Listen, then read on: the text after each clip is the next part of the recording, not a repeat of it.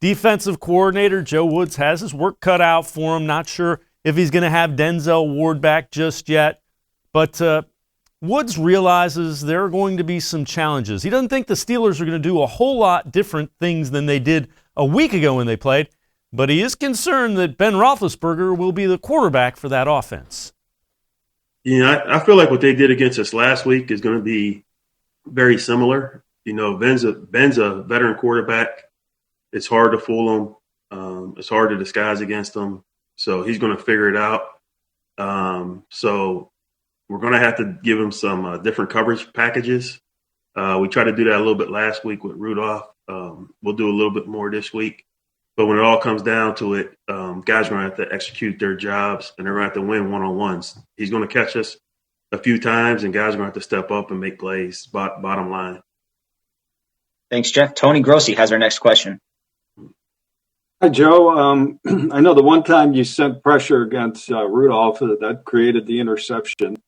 But it was very seldom that you did that. I don't know if it was because you were being vanilla, knowing you were facing them again, or your trust of the guys in the secondary. How delicate is that balance into trusting, a guy who had played only 6 plays all year and leaving him in single coverage when you throw the blitz at? How does that affect now with Ben?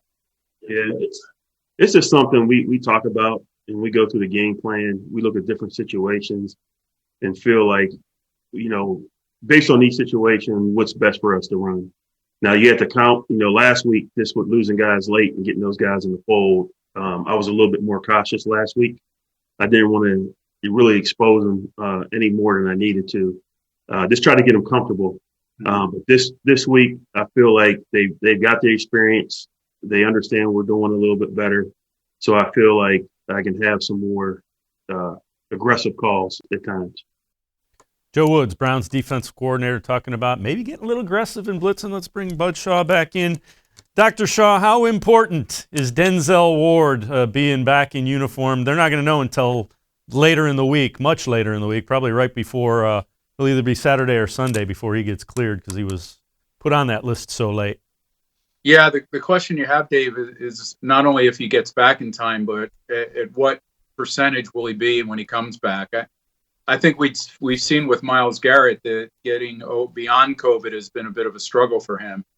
Not that you wouldn't want Myles Garrett as a first pick on any defense that you would take, but clearly I think he's suffered some setbacks after going through COVID. So you don't know about Ward.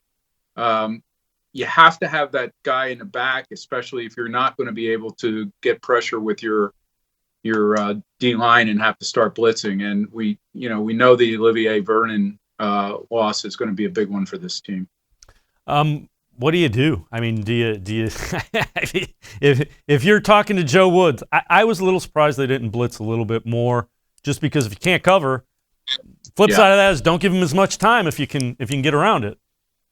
Yeah, I think we will see them do that a little bit more this time, knowing that, the games I watched over the last month or 5 weeks that involved the Steelers, I started to question whether Ben Roethlisberger's arm was hurt or something else was hurt, because I didn't see him throwing downfield hardly at all. I think they threw downfield more successfully with Rudolph at quarterback. So maybe the silver lining for the Browns is that they can condense their coverage to that first 10 to 15 yards off the line of scrimmage and take their chances on not getting beat deep.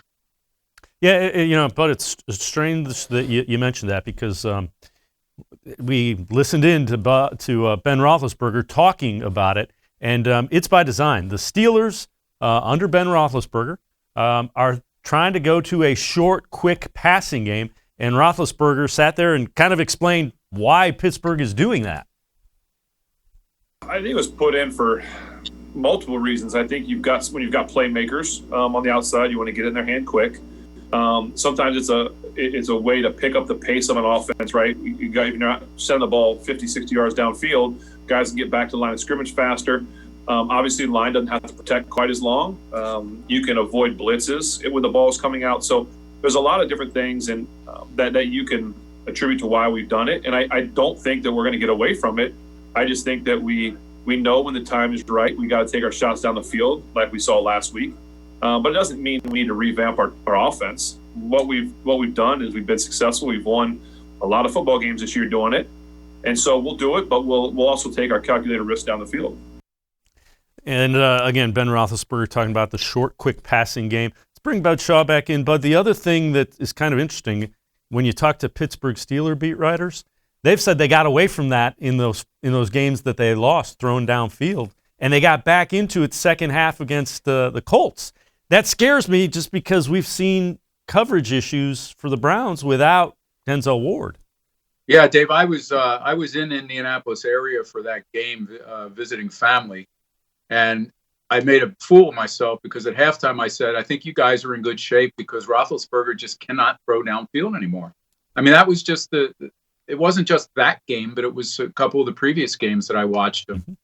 And of course, they came back in the second half and he looked like a world beater again at times. So I think, listening to him explain it, I get why they're doing it. I think the added benefit too that he didn't mention is that it's kept him healthier. I think he may have had a minor knee problem this season, but certainly from an arm standpoint, and he's not taking sacks, probably makes him more dangerous. So what worries me from a Browns fan standpoint is that you just have seen this defense so often leave guys running open, and when that happens with a couple of the guys on this Steelers receiving core, that's going to be trouble. And if you get behind these guys and you can't run Nick Chubb as often or Kareem Hunt as often, then that becomes even twice as hard to win over there.